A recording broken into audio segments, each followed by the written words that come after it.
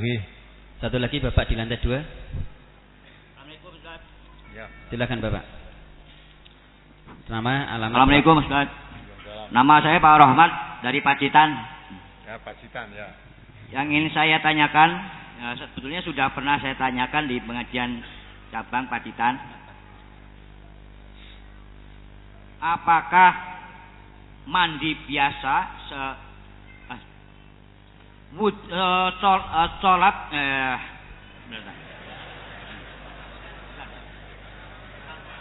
sahnya wudhu adalah sholat, sahnya sholat adalah wudhu. Sahnya sholat adalah wudhu, dan apabila tidak dapat air, jangan ditertawakan. Ini sudah apabila tidak dapat air bertayamum. Ya. Dan apabila junub harus mandi. Dan apakah sah untuk sholat mandi biasa yang bukan karena junub? Sebetulnya sudah pernah saya tanyakan, tapi belum mantap untuk saya. Jadi tidak junub, tapi terus mandi biasa bersih. Jadi apakah sah untuk sholat sebelum tidak wudu? Ya, tidak wudu. Ya, tidak wudu. Tidak wudu, mandi biasa. Ya. Ya. Terus sholat tanpa wudu. Tanpa wudu. Tidak sah. Tidak sah. Tidak sah. Terima kasih. Ya. Assalamualaikum warahmatullahi wabarakatuh. Waalaikumsalam warahmatullahi wabarakatuh. Mengapa tidak sah? Bukan dari saya. Ya, karena ada aturan. Kalau kamu mau sholat, diperintahkan kamu berwudu. Ya. Idza kuntum ila sholati faghsilu wujuhakum wa aydiyakum ilal marafiqi wamsahu bi ru'usikum wa arjulakum ilal ka'bain.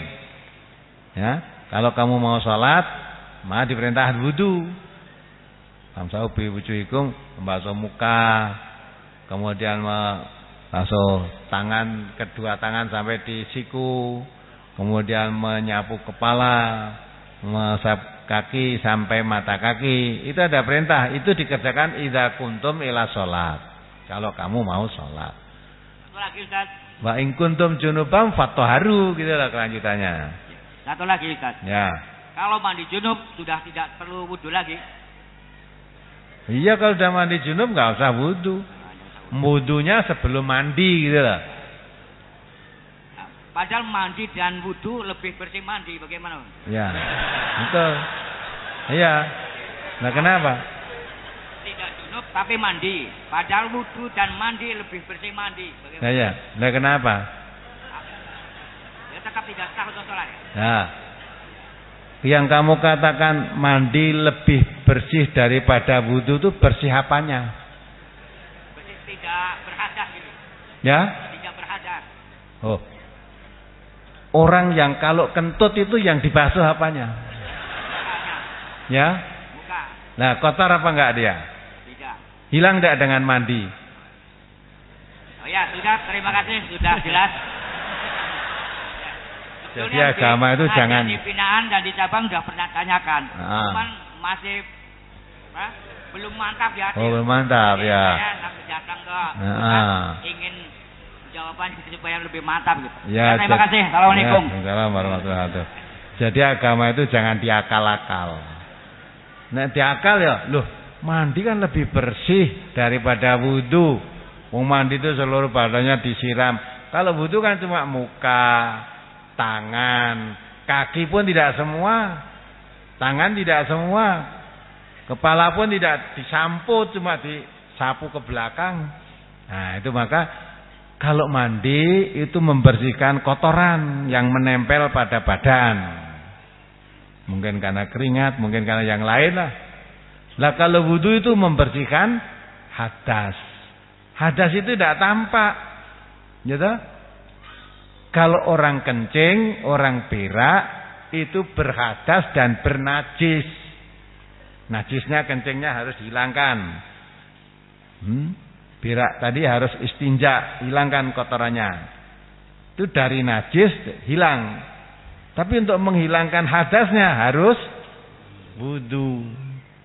Nah, wudu. Jadi mandi dan wudu itu lain. Mandi biasa itu menghilangkan kotoran yang ada pada badan. Kalau wudu itu menghilangkan hadas. Hadas itu tidak mesti kotor, tidak kotor. Maka saya tanyakan, orang kentut itu dia berhadas tetapi tidak bernajis. Ya. Kalau orang berak bernajis, maka tempat keluarnya berak harus dicuci. Ya. Tetapi kalau kentut tidak keluar kotoran, cuma angin, nah sing mbok bersihkan apanya? Nah, maka zaman PKI dulu, ya, usia saya kelingan lah.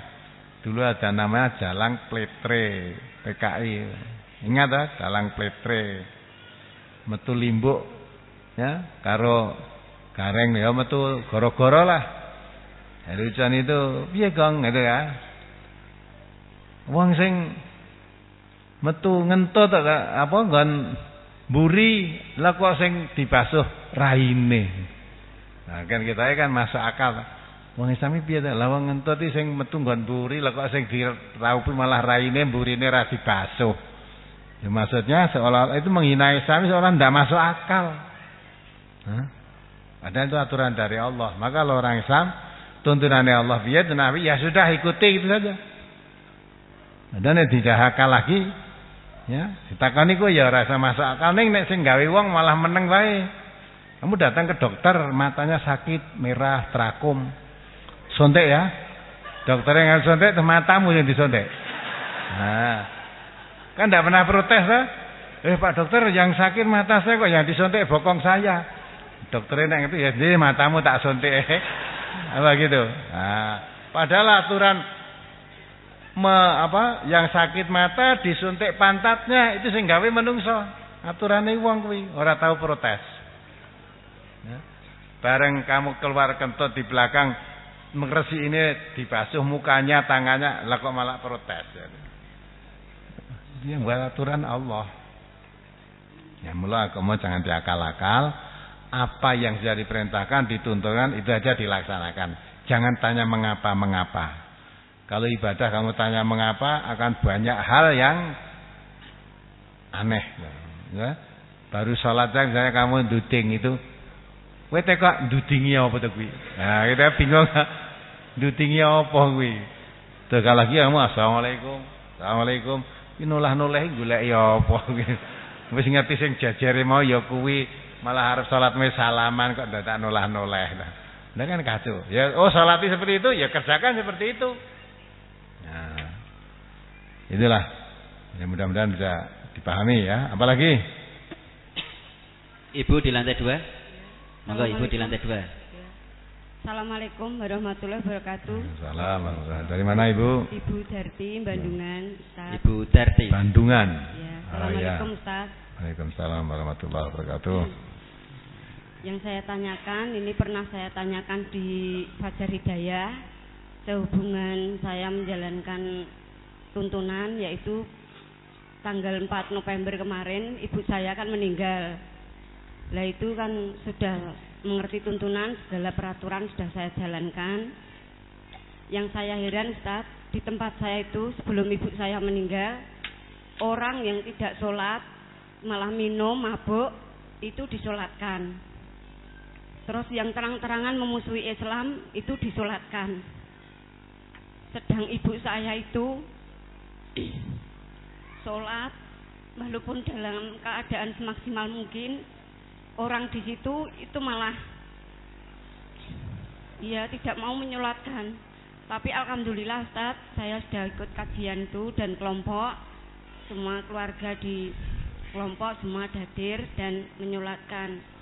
Terkait dengan persoalan itu, setiap saya bicara itu dikatakan agama ke entes wae kok wis ngomongnya itu saru, tidak ngomong tapi apa itu? Tidak ngomong tapi bicara.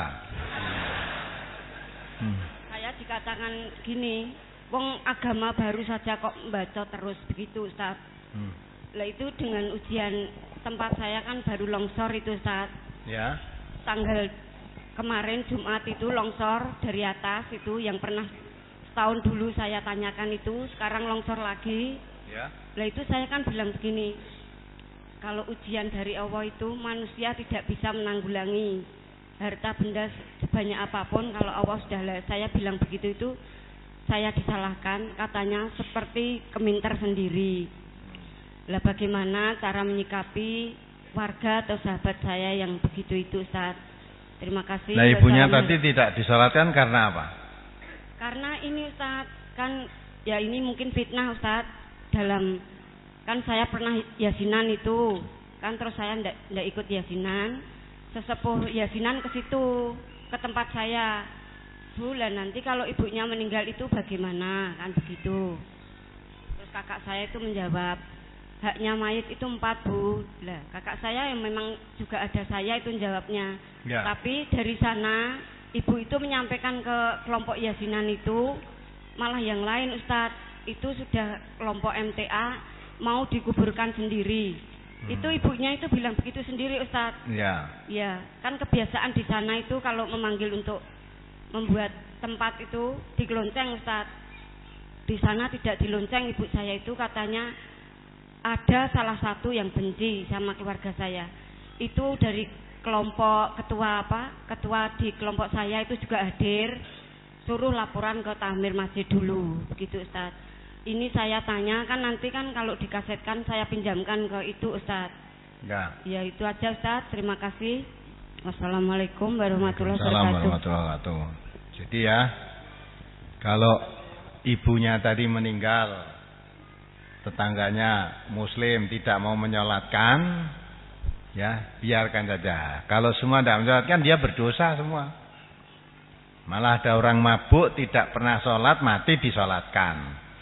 Orang yang sholat tidak mau yasinan, mati tidak disolatkan. Itu kan gaya aturan sendiri. Ya biarkan saja, nggak usah sakit hati. Mudah-mudahan Allah mengampuni dosanya. Kalau nyolatkan orang-orang yang sholat tidak ikhlas itu pun ya tidak ada gunanya. Ya dah, maka didoakan oleh anak-anaknya sendiri, disolatkan oleh keluarganya. Mudah-mudahan Allah mengampuni dosanya. Bagi yang mati disolatkan baik oleh yang hidup atau tidak ada apa-apanya. Tidak disolatkan, yang mati tidak nambahi dosa, tidak, ya dah. Ya, justru yang kalau tidak disolatkan yang dosa siapa? Yang hidup. Mengerti orang Islam mati nggak disolatkan itu yang hidup. Malah ada orang mati tidak Islam, tidak sholat ketika hidupnya kok malah disolatkan. Jangan mengharap pahala, dosa malah. Karena itu larangan Allah malah kamu lakukan. Nah, itu tidak usah dipikir itu ya ibu dah. Yang mau disolatkan rapopo. Urusannya dengan Allah nanti. Nah itu aja kan yang perlu dijelaskan. Nah perkara di fitnah ya biar aja. Wong MTA nek mati dikubur dhewe, disalatkan dhewe ya sudah apa-apa wis. Nanti fitnah itu akhirnya akan hilang sendiri. Jadilah itu ya Ibu, sabarkan, tabahkan hatinya, kuatkan imannya, kompakan kebersamaan dalam kekeluargaannya dan ukhuwah sesama orang-orang ngaji dimantapkan. Inilah jawaban Ibu. Baiklah ini Bapak saudara sekalian, saya tutup sekian. Mari kita akhiri. Alhamdulillahirabbil subhanakallahumma wa bihamdika asyhadu an la ilaha illa anta astaghfiruka wa atubu ilaik. Assalamualaikum warahmatullahi wabarakatuh. Waalaikumsalam.